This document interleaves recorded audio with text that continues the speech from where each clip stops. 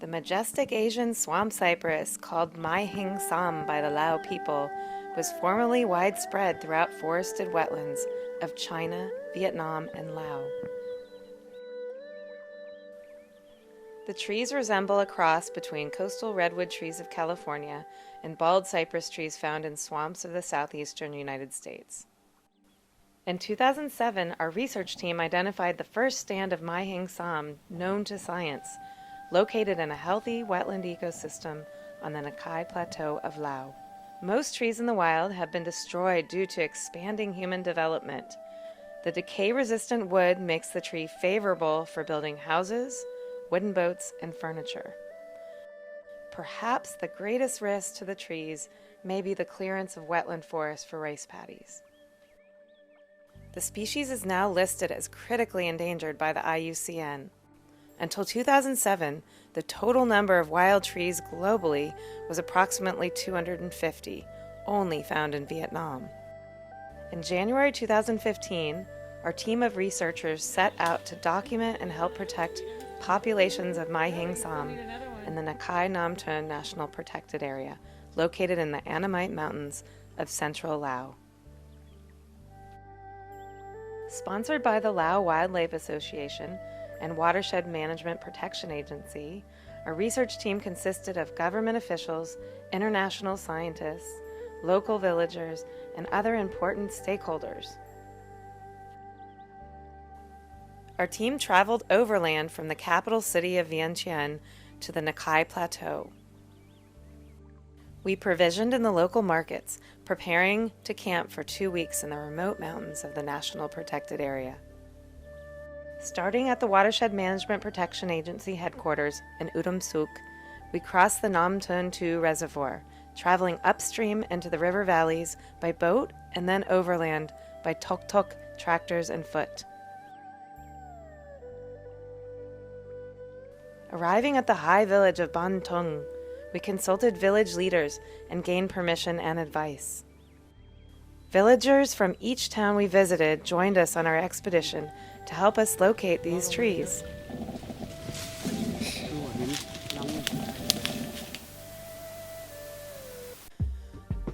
We divided up into 3 teams for our data collection: the ecology team, the collection team, and the reconnaissance team.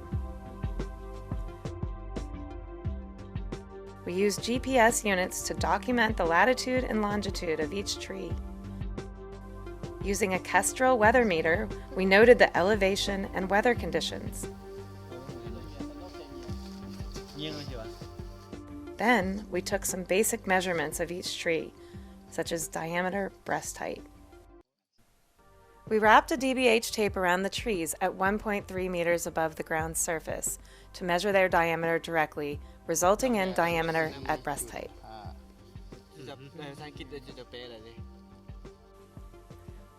The height of each tree was measured using a Nikon rangefinder. If the vegetation surrounding the tree was too dense, we determined height by standing about 20 meters from the tree, measuring the distance to the tree, the angle to the top and the bottom of the tree, and then triangulating.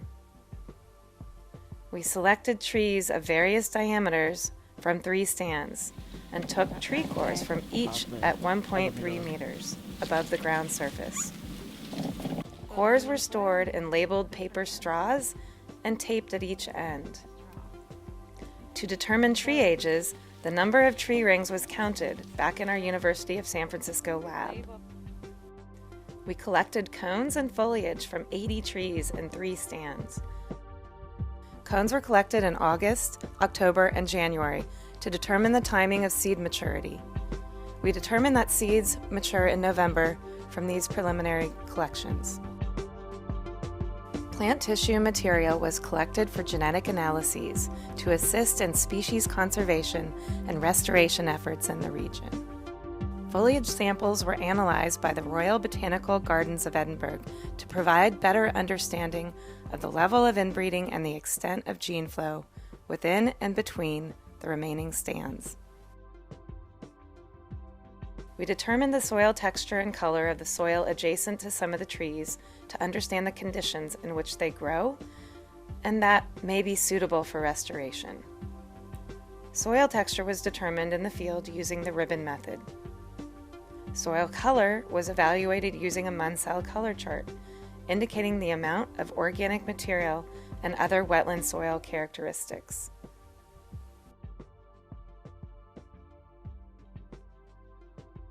We measured soil moisture using a handheld TDR Field Scout.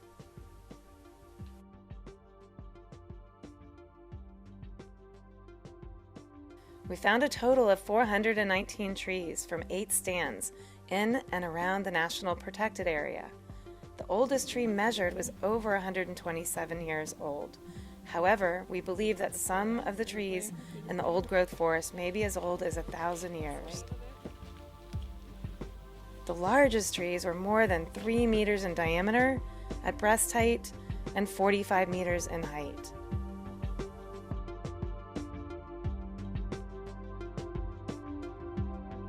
Soils were found to have a very high content of organic material and clay. Soil moisture was very high, ranging from 30 to 64% volumetric water content. Results of the genetic analysis determined that the 3 stands sampled differed significantly in their DNA composition.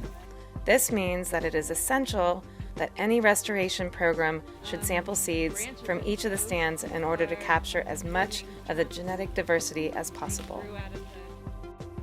Healthy forested wetland ecosystems are critical for wildlife habitat, nutrient filtration, erosion control, local fisheries, flood control, carbon sequestration, and as buffers to neighboring agricultural areas.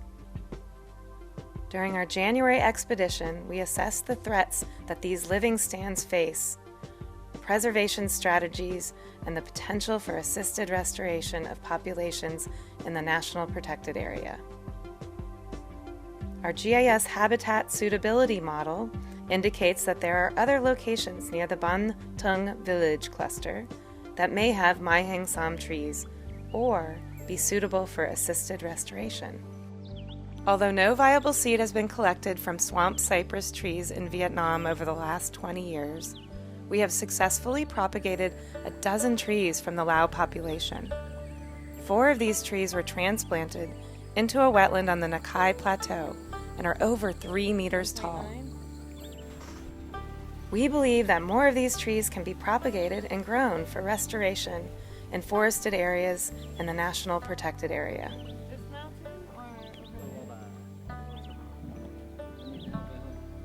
With our partners, we hope to document the rest of the trees in the National Protected Area and implement a protection and restoration plan supporting healthy stands of Mai Hing Sam into the future.